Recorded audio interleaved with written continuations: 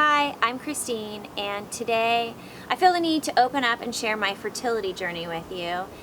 As a health and fitness expert, there's obviously a lot of pressure on me to be not only in perfect shape, but in perfect health, and I want you to know that that doesn't exist. You know, it's about being perfectly imperfect, and along my personal journey and study of what true health is, was really mainly because of issues with fertility that arose. You know, I was a fitness model for a long time, and I had a six-pack. I probably had an eight-pack, but I learned years ago that that's not what true health is. When you're not meeting your end goals, when I didn't have the energy that I needed, and when, you know, we really wanted to conceive a baby, and it was very hard on us. My journey's been with fertility about 5 years or more now. It's basically been since we've got married, and it's been a rough one. I've been through definitely over a dozen IUIs. That's the artificial insemination. And then we recently went through an IVF, which I'll share about, and that didn't work. There's no baby around. And I've been through lots of natural treatments like acupuncture and reiki and massage and basically anything you can think of. And I think that I wouldn't have been able to share my experience at the beginning, and I was a bit more private about this, although I was very open with my friends about it. But now I feel the need to share it with the general public because everywhere I turn, women are having fertility or pregnancy issues like miscarriage, and I just don't want you to feel like you're alone anymore, and I think there should be more of an open talking point for women to feel okay about these issues because we all go through them. So this was just delivered, and it's basically my baby in the making. I hope this isn't how many hormones I have to inject in me to make this baby. Most recently we went through IVF. There's lots of waiting in IVF, so bring nail file, bring your emails, bring something to do while they prepare your calendar, your drugs, your bills. So I start this in 2 days when I have my follow-up appointment with my fertility doctor, and you can see there's a lot of hormones here. For me, it took around 3 months, which is a little bit longer than a normal IVF treatment, and I had some side effects, which were even more fun of an experience. And going into the IVF this time around, since we had been through this so many more times, my husband and I decided not to tell anybody. So we didn't even tell our family or our parents. We kind of went into it like a teen, like it was a secret for everybody. But as I got into it, this time around in my mid-30s, I gained so much weight. I don't think anybody past their mid-30s should be on this much hormones. Okay guys, so here's one of the injections. This is the Menopur. Honestly, I don't really know what this one does versus the other one, but I've been taking this one for a long time. So I am pumped.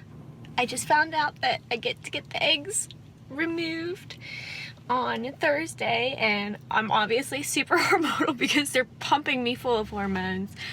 You know, they went up to like 2 Menopur a day, a couple other shots. So I've been pretty much injecting 4 shots a night. You get more sensitive to the needles. You get your blood taken every day. My ovaries are so enlarged, and I have to pee every 3 seconds. I mean, I already feel pregnant with the size of my ovaries. They have to give me a different drug than they give most people to stimulate ovulation. And I actually had some complications where I had hyperstimulation. So after they removed the eggs, I blew up with 10 plus extra pounds of water in my uterus. So I felt like I was pregnant with quadruplets, and there was actually so much pressure that I couldn't walk. And I didn't know that this was anything wrong for days. I just thought this is what IVF felt like until the doctors finally called me a couple days later and said, you need to get in here. A little over 24 hours ago, I had to drain the liquids out of around my uterus, the extracellular water that was going on. And I do feel a lot better. I can breathe again, I can walk. My ovaries are still the size of fists and touching in my belly, so they're still really uncomfortable and kind of cramping, and I think there's still some hydration in there, so I'm still uncomfortable, but it's nothing like the pain that I was in that was shooting at my back. So I feel a lot better. And then after that, I actually had to go on a longer period of time on hormones again to build up the lining of my uterus because it was so thin because of the thyroid and all of that. So I was on hormones for a lot longer. So I feel like I should show you what my dog gets like right before I do my injections for some reason. She gets really crazy, and I feel like she can feel my hormones. I can't even do my injections. My dog keeps jumping on me. I'm just making my nightly herbs that Dr. Michael Cordino basically prescribed and created specifically for me for my pituitary and my thyroid. And you basically just boil a little bit of water, and then I put either 2 or 3 scoops in this water, and I kind of mix it around.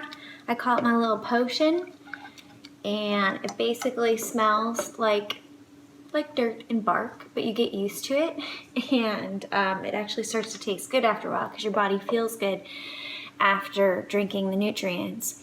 We got 16 eggs out. When I went off to that trip to New York, I never really thought about it. I thought, this is going to be easy enough. All the doctors had always told me, you're a perfect IVF candidate, you have plenty of eggs. So when I called in from New York by myself, in a hotel room, the nurse actually started the conversation out with, I'm so sorry. It's like, you never want to hear that. She's like, we only have 2 eggs or embryos that are growing at this point. And I was shocked. And I remember calling my husband, bawling my eyes out. We had one more day to really find out, what we were going to be able to inseminate later and how many eggs we had. So the next day, I just at least made sure he was on the phone with me. And another full day of work. I ordered some in-room dining and a glass of wine. And we called together. And again, they kind of got on. They were like, I'm so sorry to tell you. But they had 1 embryo. They had maybe 1 other that they thought wouldn't work. So we were in a complete state of shock because honestly, I really just did IVF to save some eggs. We didn't even know if we were going to go through with the insemination. So to have 1 egg, we were like, well, let's keep going.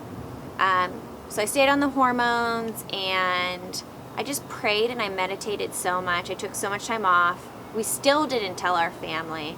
So I really just kind of sat at home a lot, to be honest, because you couldn't share this journey.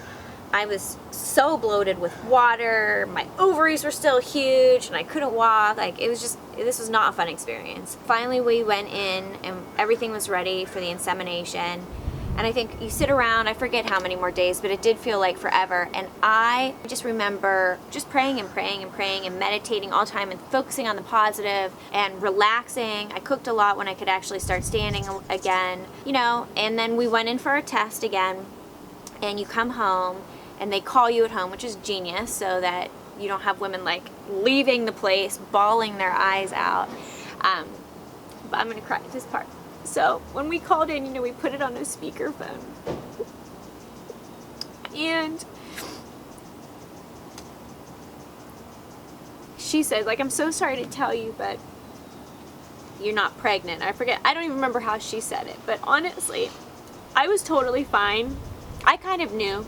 I think when you're in touch with your body what's happening. But my husband started bawling his eyes out, and he had been so strong through this whole process. And I think it was just for me, for everything that I've been through. And basically, I just went in and I said, what's our next step? Where do we go from here? Talk to doctor, just like a woman, how do we get through this? Okay. We get off the phone, and my husband said the sweetest thing to me. He said, I will forever appreciate you in my life because of everything that you've done just at least to get to this point. And I could tell that he felt bad that there wasn't more that he could do in the situation. It took a couple more days to just tell my mom and our very close relatives, and then it actually took still weeks and months later to even share it with some of our other close relatives of what we had gone through. But I tell you all of this and get personal with you. Everybody's journey is going to be a little bit different. But we all have a personal journey. It may not even be fertility. It may be something else you're dealing with in your health. But there's a light at the end of the tunnel, and I'm not necessarily happy I went through all of this, but like I kind of wouldn't change it for the world. Because of this journey, I've learned so much. I've sought out what total body, physical health, and mental and spiritual health is for me, and I'm like in the best place. Like I feel great every day. I'm not worried about my six-pack. I'm not worried about what I eat every day. I focus on living every day to the fullest. I feel my best. Is my fertility journey over? No, my health is actually increasing every day, and who knows, we could get pregnant on our own. And if not, then I'm in a good place where I feel like I went through this to be able to be a vessel and to be open for all of you guys so that we can share this information with each other and, you know, help to support everybody. I want your feedback and I want to hear your stories and create a community where we can really openly talk about life issues that we're all going through so that we can ultimately learn from them together and live our best life possible.